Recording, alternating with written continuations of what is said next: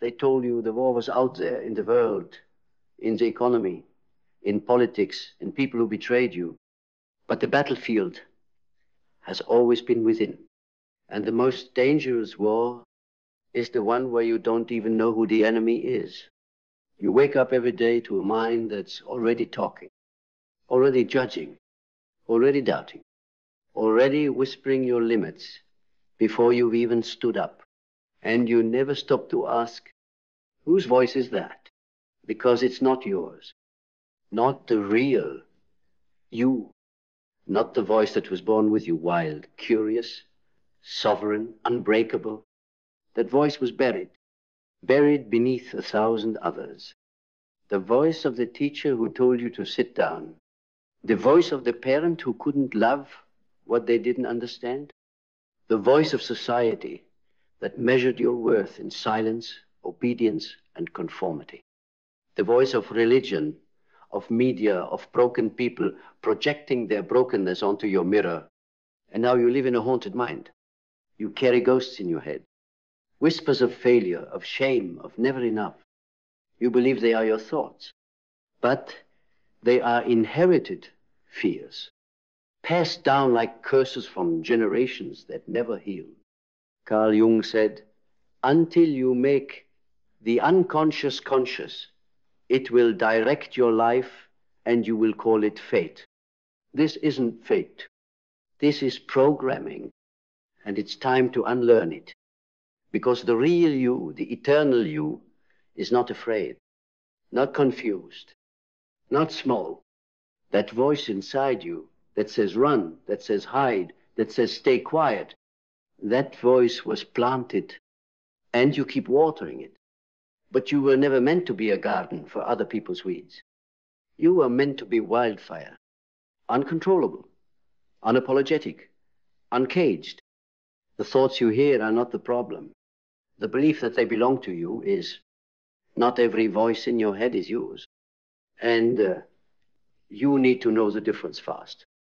Because if you don't, you'll build your life around the wrong identity. You'll climb ladders leaning on walls that don't lead home. You'll marry people who mirror your trauma, not your truth. You'll take jobs that feed your ego but starve your soul. You'll settle. You'll shrink. And you'll smile while doing it. Because the voice said, you should be grateful for crumbs. That voice is a liar. And the first step to freedom is confrontation. Mindset. Your mindset is not a motivational poster. It's not a weekend seminar or an Instagram quote. It is your operating system. And most people's systems are corrupted. They run on scarcity, on shame, on the idea that success must come through suffering, that love must come with sacrifice, that joy must be earned. But that's not mindset, that's mental slavery. Jung warned us, people will do anything, no matter how absurd, to avoid facing their own soul. Why? Because if you face your soul, you also face your lies, your compromises. The masks you've worn for so long, you've forgotten what your face looks like. Changing your mindset is not about becoming someone else. It's about remembering who you were before the world told you who to be. It's about uninstalling the beliefs that were never yours to carry. It's about burning the scripts and writing your own story in your own blood with your own hand. That is the rebirth. And it's painful because the ego will scream. The false voices will fight. They will say, who do you think you are? They will say, you've changed. Yes, you have. Because you finally decided to stop hosting parasites in your mind.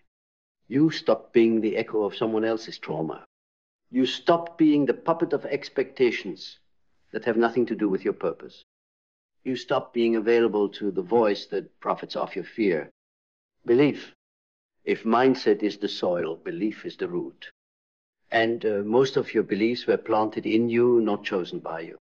You didn't come into this world believing you were too much or not enough. You learned that.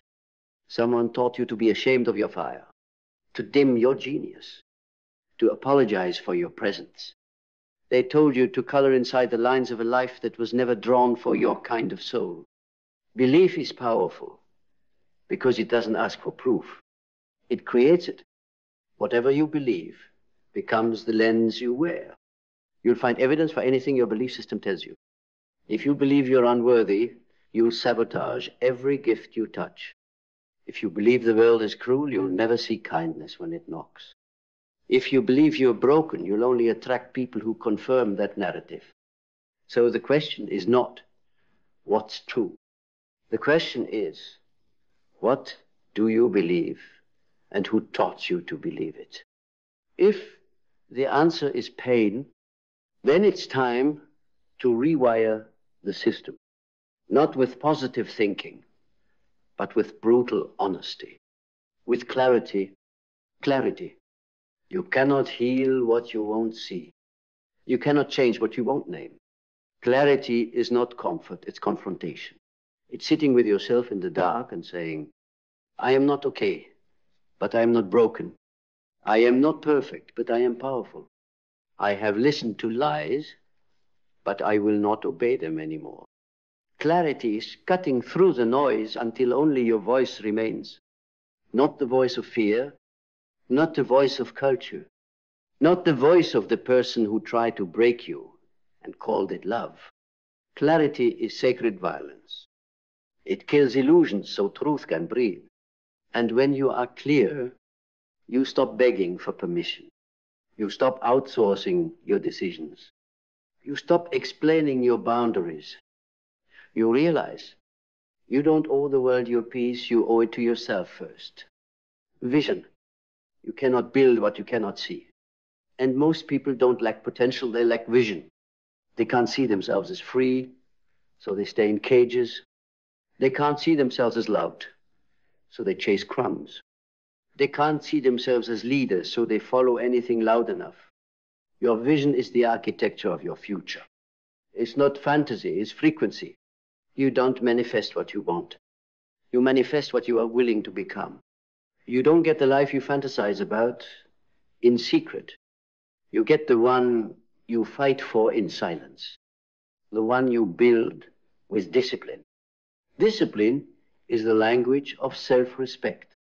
The proof that you are no longer negotiating with the voices that want you to stay small.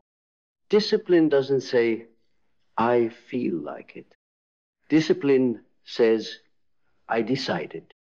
And decisions rewrite destinies. Discipline creates momentum. Momentum creates identity. And identity is how you break the loop of your past. Action. Healing is not a thought. It's not a journal entry or a meditation app.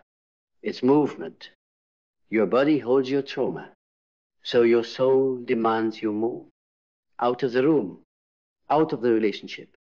Out of the identity that no longer fits. You don't think your way out. You act your way out. Even if your legs shake.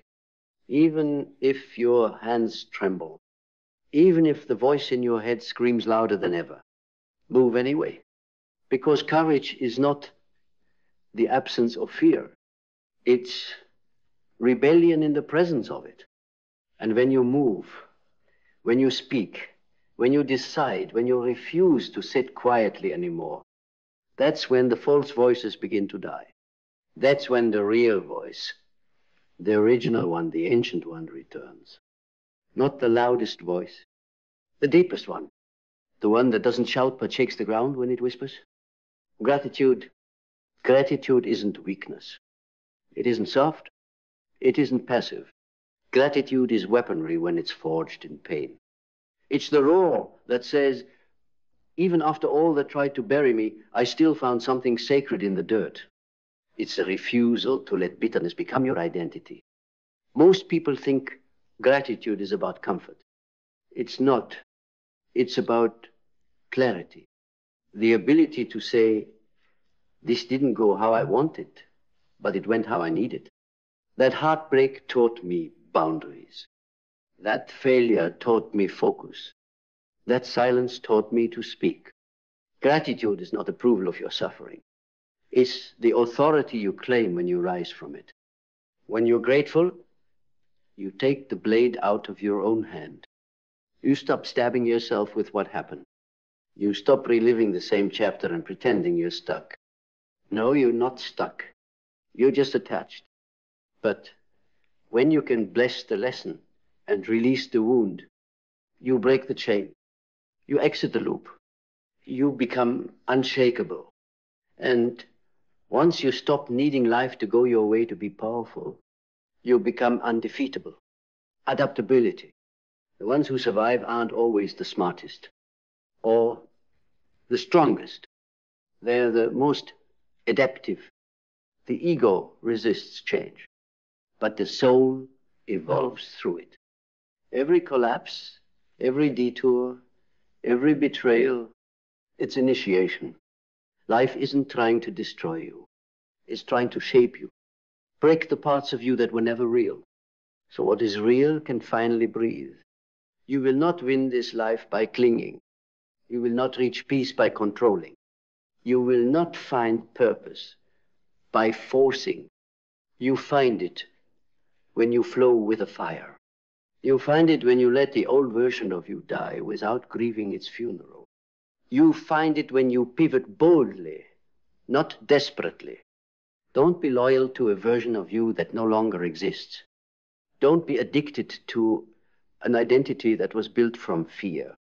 Adaptability is the art of becoming who the moment requires, without losing who you truly are.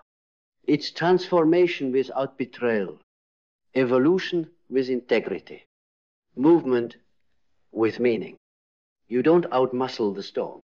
You outgrow the version of you who was afraid of it. Resilience. Resilience isn't toughness. It's not numbness. It's not pretending everything is fine. It's remembering your essence when everything around you forgets it. It's standing in the ruins of what you thought you needed and realizing, I'm still here, and I still want more. Resilience is spiritual rebellion. It's choosing to love again after betrayal, to try again after failure, to trust yourself again after you once ignored your own intuition. You do not build resilience by avoiding the fire.